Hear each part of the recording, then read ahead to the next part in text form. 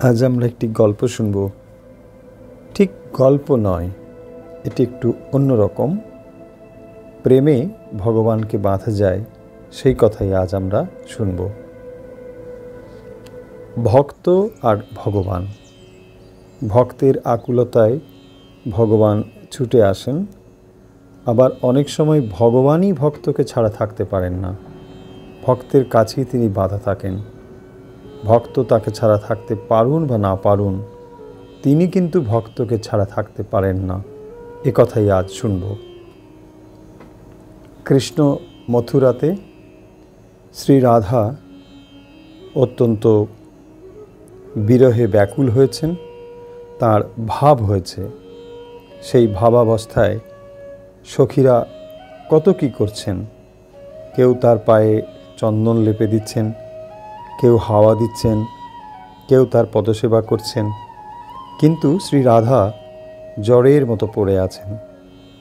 অনেকক্ষণ ধরে বহু কষ্টে ভাব একটু সম্বরণ করে তখন তিনি একটা তমাল গাছ দেখে বলছেন, এই তো শ্রীকৃষ্ণ। এই বলে তাকে আলিঙ্গন করবার চেষ্টা করছেন। হে কি, আমার কপাল দোষে কৃষ্ণ গাছ হয়ে গেছেন।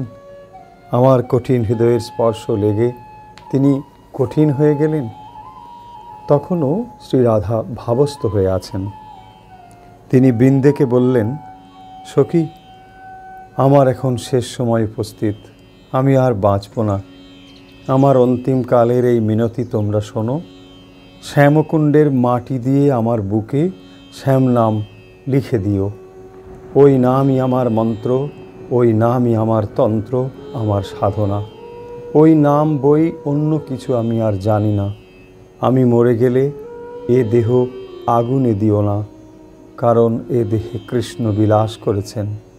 যমুনাতেও দিও না, কারণ ঠাকুর যমুনাতে আছেন বলে যমুনার স্রোত ওই দিকে চলেছে। আমার মৃতদেহ ওখানে ভেসে গেলে ভগবানের নিন্দে হবে, তা আমি মরে গেলেও সইতে পারবো না। আমার দেহ তমাল গাছে ঝুলিয়ে রাখবে, তাতে শ্যাম নাম লিখে রাখবে। শ্রীকৃষ্ণ এলে তাঁর এই কীর্তি তাঁকেই দেখাবে। শ্রী রাধার এই অবস্থা দেখে বৃন্দা বললেন, সই তুমি আর কেঁদো না, আমি শ্রীকৃষ্ণকে তোমার কাছে বেঁধে নিয়ে আসছি। না না, তা করো না। তার কোমল অঙ্গ বাঁধবে কেন? তাকে বেঁধে আনতে হবে না। আচ্ছা সই, বেঁধে আনবো না, তাকে ডেকেই আনছি। হ্যাঁ সই, তুই পাগল হলি নাকি? আমার এত যে কষ্ট, তবু তোর ওই কথা শুনে আমার হাসি পাচ্ছে। তুই কি জানিস না, কৃষ্ণ এখন মথুরানাথ। 7 দেউড়ি পার হয়ে তবে তার কাছে পৌঁছানো যায়। 7 দেউড়ির পারের রাজার, অর্থাৎ সপ্তভূমির পারের শ্রী ভগবানের তুই দেখা পাবি কেমন করে? তার সঙ্গে কথা বলবি কেমন করে? বৃন্দে, তোর কথা শুনে আমারও যে হাসি পাচ্ছে। তিনি মথুরানাথই হন আর যাই হন, আমি কি জানি না যে তিনি দীননাথ? যে দীন হয়ে তার কাছে চাইবে সে তাকে নিশ্চয়ই পাবে। সে তোকে ভাবতে হবে না, আমি তার ব্যবস্থা করব। এখন চললাম।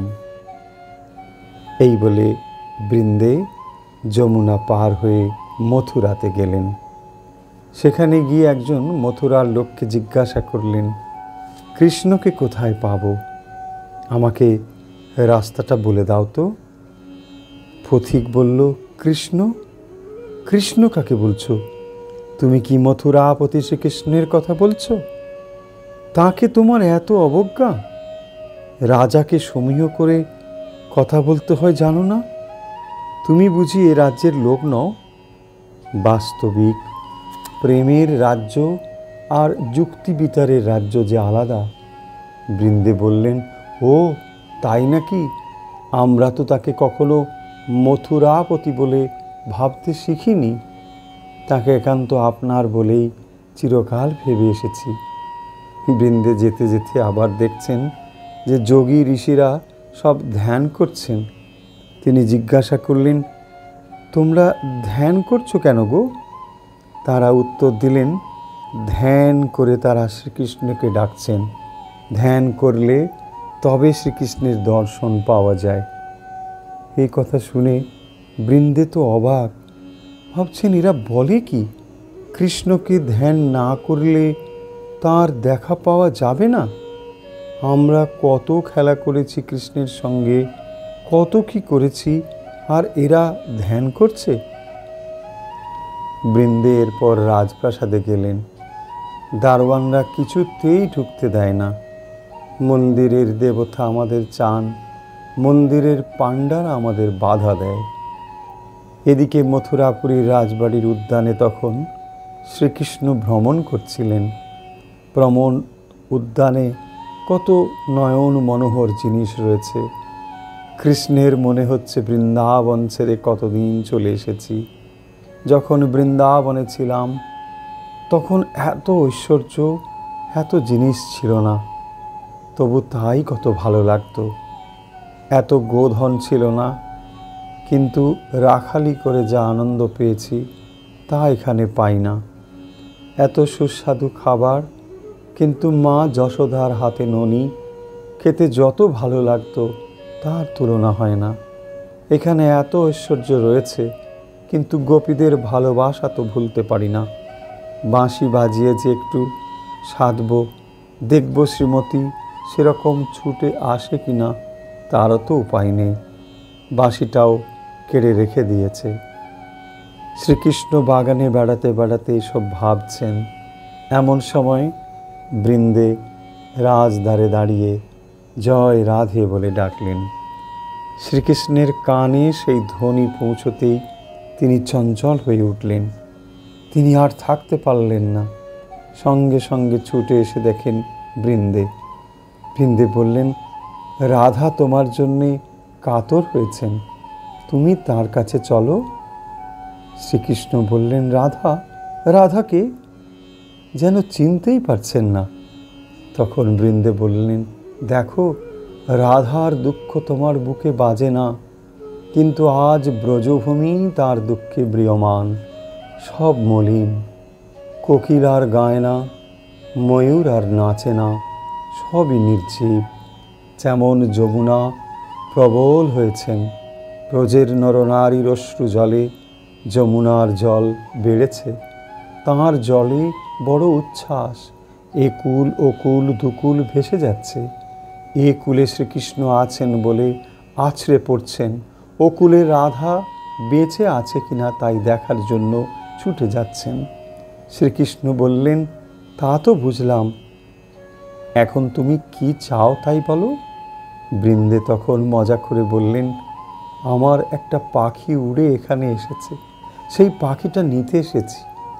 ভক্ত ভগবানের মধ্যে এই যে রসের আদান প্রদান চলে, অন্য কেউ তার অধিকারী হতে পারে না।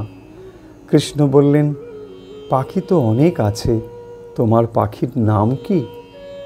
আমার পাখির নাম শ্যামসুখ। কীরকম দেখতে বলো তো? তার গায়ের রং কাঁচা সজল মেঘের মতো শ্যামল, তাতে যেন সূর্যের আলো পড়েছে, এমনি উজ্জ্বল রক্তিমাভ। ওরকম পাখি তো অনেক আছে। তার বাঁ দিকের পাখাটা একটু ভারী, পাখিটা সবসময় বাঁ দিকে একটু কাত হয়ে থাকে, আর তার মাথাতে একটা ঝুঁটি আছে। ওরকম ঝুঁটিওয়ালা পাখিও এখানে অনেক আছে।